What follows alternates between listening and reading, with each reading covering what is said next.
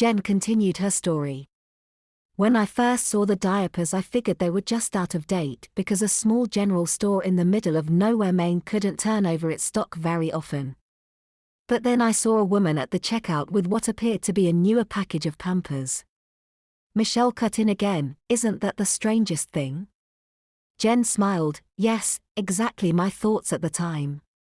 I knew I hadn't seen those on the shelf and they couldn't have been anywhere else in the store. Jen continued. I didn't think too much of it that first day, but when I got back to my house I kept dwelling on it. Jen sipped her coffee again.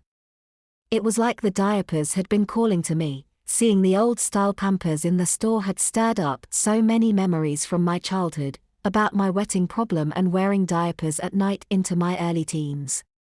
Exactly! Shouted Michelle, almost spilling her coffee.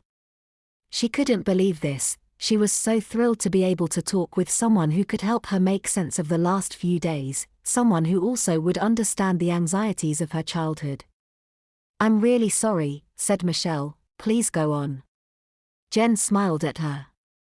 It's really okay, I totally understand, I'm very excited to have someone to talk to about this with too. She said. So the next day I went back to the store and bought a package of Pampers and a few other supplies. Wipes, powder, everything I needed, Jen continued. Michelle smiled to herself, fighting back the urge to giggle. She had done the exact same thing just the other day. Jen went on. I raced back to the house, locked myself in, which of course seemed silly afterwards considering I was living in the middle of nowhere. She giggled to herself and continued. Anyway, I ran to my room and put on one of the diapers, and, as you know,